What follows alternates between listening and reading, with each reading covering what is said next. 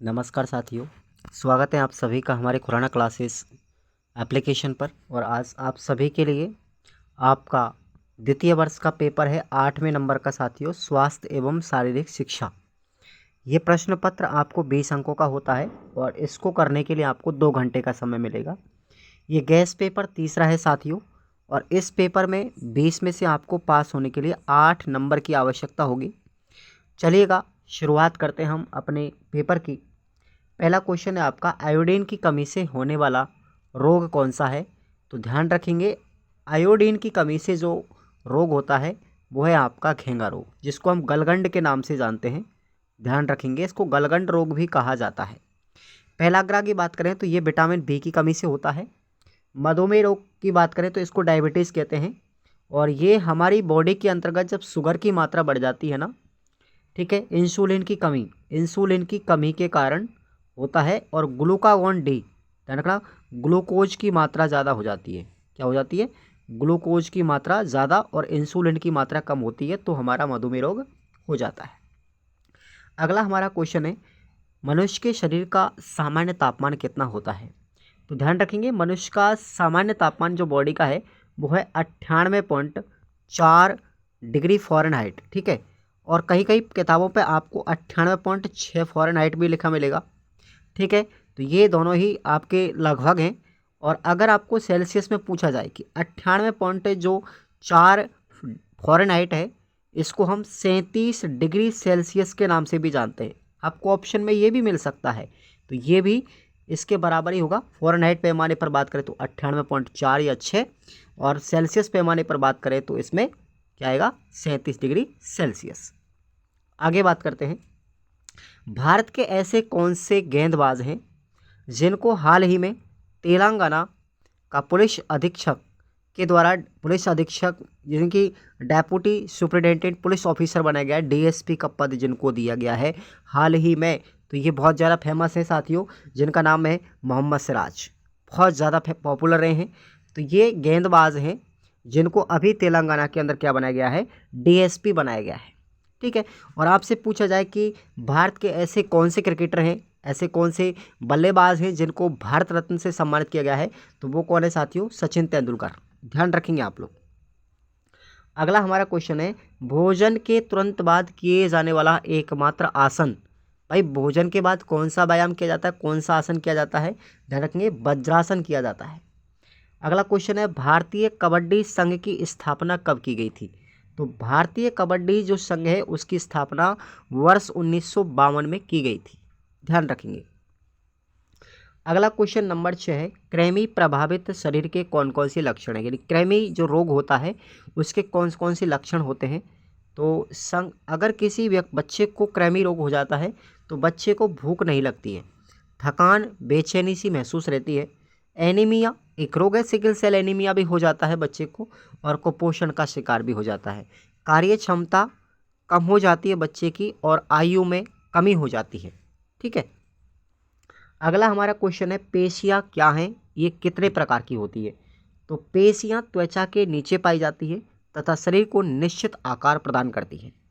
शरीर की क्रिया भी पेशियों के द्वारा होती है, और पेशियाँ 2 प्रकार की होती है, ऐच्छिक पेशियाँ जो हमारी इच्छा के अनुसार चलती हैं, और अनैच्छिक पेशियाँ जो हमारी इच्छा के अनुसार नहीं चलती है, अचानक चलती है। आगे बात करते हैं, अगला क्वेश्चन है, द्वंद्व क्रियाएं क्या हैं, हिंदी में किन्हीं 2 द्वंद्व क्रियाओं के नाम बताइए। तो द्वंद्व क्रियाएं देखेंगे, 2 व्यक्तियों के द्वारा आपस में जोर आजमाइश लगा करके जो क्रियाएं की जाती हैं उन्हें हम द्वंद्व क्रियाएं कहते हैं। जैसे हाथों से धकेलना, हाथों से खींचना, ये क्या है, द्वंद्व क्रिया है। अगला हमारा क्वेश्चन है नंबर 9, प्राणायाम के कोई 4 प्रकार बताने हैं आपको प्राणायाम। तो देखेंगे, वस्त्रिका प्राणायाम कौन सा है, एक वस्त्रिका प्राणायाम, दूसरा है भ्रामरी प्राणायाम, तीसरा है शीतली प्राणायाम, और चौथा है शीतकारी प्राणायाम। ये 4 प्राणायामों के नाम भी याद रख लेना। नेक्स्ट है, खो खो की प्रथम महिला राष्ट्रीय प्रतियोगिता कब और कहां पर आयोजित की गई थी। तो खो खो की जो प्रथम महिला राष्ट्रीय प्रतियोगिता थी वो वर्ष 1961 में कोल्हापुर के अंतर्गत, और कोल्हापुर आता है महाराष्ट्र राज्य के अंतर्गत, यहाँ पर हुई थी साथियों। नेक्स्ट है, भारतीय लोग बैडमिंटन को पूना क्यों कहते हैं। एक बैडमिंटन खेल है साथियों, और इसको हम पूना के नाम से जानते हैं। इसको पूना की संज्ञा दी गई, क्यों दी गई, इसका रीजन सुनिए। भारत में यह खेल सबसे पहले पूना महाराष्ट्र के अंदर खेला गया था। पूना कहाँ पर आता है, महाराष्ट्र में। तो पूना में खेला गया था सबसे पहले, और इस खेल के नियम सबसे पहले 1870 में पूना के अंतर्गत ही बने थे। इसलिए भारतीय लोग बैडमिंटन को पूना के नाम से पुकारते हैं। अगला हमारा अथवा में क्वेश्चन है। अथवा वाले प्रश्नों को जरूर पढ़ के जाएंगे आप लोग अपनी सीरीज में से। हॉकी खेल मैदान की क्या विशेषताएं हैं, लिखिएगा। तो हॉकी जो खेल है इसकी विशेषताएं आपको पढ़नी है यूनिट नंबर 5 में से। नेक्स्ट हमारा क्वेश्चन है, प्राणायाम का अर्थ स्पष्ट कीजिए, इसका स्वास्थ्य से क्या संबंध है, यानी प्राणायाम का क्या क्या लाभ होता है। तो देखिएगा, प्राणायाम संस्कृत भाषा में प्राण प्लस आयाम से मिलकर बना है प्राणायाम, यानी कि श्वास प्रश्वास पर नियंत्रण करना ही क्या है, प्राणायाम है। सांस अंदर लेना और बाहर छोड़ना, अगर इस पर नियंत्रण करना सीख लिया तो वो प्राणायाम करना सीख लेगा। प्राणायाम में श्वास को फेफड़ों में भरना, पूरक छोड़ना, रेचक और श्वास को अंदर रोकना, आंतरिक कुंभक, बाहरी कुंभक, बाहर सांस को रोकना, बाहरी कुंभक करना, ये सब कहलाते हैं प्राणायाम। अब स्वास्थ्य से इसका संबंध, हमारे शरीर की कार्यप्रणाली श्वास पर निर्भर करती है। यदि हमें हमारी श्वास पर नियंत्रण है तो स्वतः ही शरीर स्वस्थ होगा। श्वास ही जीवन शक्ति है। श्वास के माध्यम से ही हमारे शरीर के तंत्र भी कार्य करते हैं। अथवा में आपका प्रश्न है, देखेंगे, व्यक्तिगत विभिन्नताओं के क्या कारण है, लिखिएगा। तो ये प्रश्न आपको यूनिट नंबर 4 में से पढ़ के जाना है, जरूर पढ़ें। नेक्स्ट हम बात करते हैं, अगला है मिर्गी का दौरा क्या होता है, इसके क्या लक्षण हैं और क्या उपाय है। तो मिर्गी एक मानसिक रोग होता है जो किसी भी आयु में हो सकता है। यह अनुवांशिक रोग भी है, एक पीढ़ी से दूसरी पीढ़ी में भी जा सकता है, और यह रोग सिर में अगर चोट लग जाती है तब भी हो सकता है। इस रोग के अंतर्गत आपको दौरे पड़ने लगते हैं, शरीर अकड़ने लगता है और मुंह से झाग आने लगते हैं, ये इसके लक्षण हैं। अगर इसकी बात करें हम इसके उपचार की, तो अगर किसी व्यक्ति को मिर्गी का दौरा आता है तो आप उस व्यक्ति को सहारा देकर के एक सुरक्षित स्थान पर लेटा दें आराम से, और 10-15 मिनट के बाद में वो व्यक्ति स्वस्थ हो जाएगा। ठीक है। अथवा में आपका प्रश्न है, सीपीआर का अर्थ स्पष्ट कीजिए, इसकी तकनीकी का उल्लेख करें। सीपीआर का होता है अर्थ साथियों कोऑर्डिनरी पल्मोनरी रेडियंस। ठीक है, ध्यान रखेंगे। तो इसकी तकनीकी का उल्लेख आपको याद रखना है, यूनिट नंबर 2 का क्वेश्चन है ये। अगला प्रश्न है, चकमा बॉल यानी डॉस बॉल किस प्रकार का खेल है। तो यह एक प्रतिस्पर्धात्मक खेल है जो 2 टीमों के बीच में खेला जाता है। इस खेल के उद्देश्य की बात करें तो टीम भावना और सहयोग की भावना इस खेल से विकसित होती है। चपलता और शरीर में स्फूर्ति का गुण विकसित होता है। निर्णय लेने की क्षमता भी इस खेल से विकसित होती है। इस खेल को खेलेंगे कैसे, इसकी विधि भी आप लोग देखेंगे।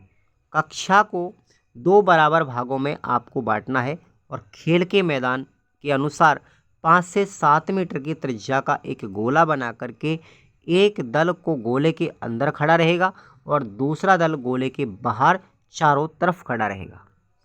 एक फुटबॉल को बाहर से खड़े दल को दे करके यह कहें अंदर खड़े खिलाड़ी के कमर के नीचे बॉल को आपको मारना है। जिस खिलाड़ी के बॉल कमर के नीचे लगेगी वह खिलाड़ी आउट माना जाएगा। खेल के लिए आपको 20-15 या 10-15 मिनट निश्चिंत करेंगे और निश्चित समय में शेष बचे हुए खिलाड़ी उस दल के अंक माने जाएंगे। यही प्रक्रिया दूसरे दल के द्वारा दोहराई जाती है। तो इस आधार पर जो विजेता होता है, ठीक है, जो विजेता होगा वो इस आधार पर ही हम क्या करेंगे, उस दल को विजेता घोषित करेंगे जिसको ज़्यादा अंक मिलेंगे। अथवा में आपका प्रश्न है, विद्यालय परिवेश में विद्यार्थियों के सर्वांगीण विकास के लिए शिक्षक शिक्षार्थी के संबंधों पर चर्चा कीजिएगा। तो ये प्रश्न आपका यूनिट नंबर 2 का है साथियों, ज़रूर पढ़ के जाएं। नेक्स्ट हम बात करते हैं नंबर 15 क्वेश्चन। योग किसे कहते हैं? योग की परिभाषा बताते हुए योग का अर्थ लिखिए। महाकाव्य में कहा गया है कर्मेषु कौशलम, कर्म कौशल ही योग है। अंतःकरण की दिव्य प्रेरणा से प्रेरित होकर कुशलतापूर्वक कर्म करने को ही योग कहा जाता है। उपरोक्त परिभाषा के अनुसार हम कह सकते हैं कि इंद्रियों पर नियंत्रण जिस व्यक्ति ने कर लिया तो वो यही योग है। इंद्रियों पर नियंत्रण मन के माध्यम से होता है। यदि हमारा मन वश में है तो हम अपने सभी कार्यों को कुशलतापूर्वक कर सकते हैं। जीवन जीने की कला ही योग कहलाती है। अथवा में आपका प्रश्न है साथियों, नियम क्या है? इस नियम के कौन कौन से अंग हैं, उल्लेख कीजिएगा। तो ये प्रश्न आपको यूनिट 4 से पढ़ना है। अगला प्रश्न है नंबर 16, लास्ट क्वेश्चन। बास्केटबॉल में ड्रिबलिंग और ब्लॉकिंग, इन दोनों का मतलब क्या है? देखिए, ड्रिबलिंग और ब्लॉकिंग क्या होती है? बास्केटबॉल में खेलते हैं तो बॉल को हाथों के बीच की हथेली नहीं लगानी चाहिए, अंगुलियों के सिरों में पकड़नी चाहिए। बॉल को टप्पा भी अंगुलियों से देना चाहिए और बॉल को टप्पा देते हुए आगे बढ़ाना है। इसे तो कहेंगे ड्रिबलिंग, ध्यान रखें। ब्लॉकिंग क्या है? तो ब्लॉकिंग का मतलब है खिलाड़ी विपक्षी आक्रमण को रोकने और हाथ फैला करके गेंद लेता है, तो ये कहलाएगी ब्लॉकिंग। परंतु इसमें विरोधी के शरीर को नहीं छूना है, बॉल के बिना विरोधी को नहीं रोकना है, विरोधी को हाथ से भी नहीं पकड़ना है, ये नियम है इसमें। विरोधी को कोहनी अथवा घुटने से आक्रमण नहीं करेंगे और बॉल से विरोधी को नहीं मारेंगे, क्योंकि ये पांचों ही क्रिया अगर आप करते हैं ब्लॉकिंग के अंतर्गत, वो खिलाड़ी फाउल माना जाएगा। नियम विरुद्ध काम करोगे तो फाउल माना जाएगा। और आपका अथवा में प्रश्न है साथियों, कुछ विधियां हैं जो आपको याद रखनी है। इनमें से आपको एक विधि आ जाएगी एग्जाम में। एक तो है आपकी आदेश विधि, ये पढ़ेंगे आप लोग। दूसरी है प्रदर्शन विधि और तीसरी है अनुकरण विधि। ये तीनों विधि आप लोग पढ़ लीजिएगा, एक विधि आपको एग्जाम में मिल जाएगी। नेक्स्ट है कबड्डी खेल का विस्तार से उल्लेख कीजिएगा। तो ये दोनों ही प्रश्न आपको यूनिट 5 में है, कबड्डी खेल के बारे में। तो ये आप लोगों के लिए इंपॉर्टेंट क्वेश्चन थे थर्ड गेस्ट पेपर के। आप इन सबको एक बार रट्टा मार के देंगे और आपको अच्छी हेल्प मिलेगी, अच्छी परसेंटेज भी बनेगी। चिंता नहीं करें। Thank you so much.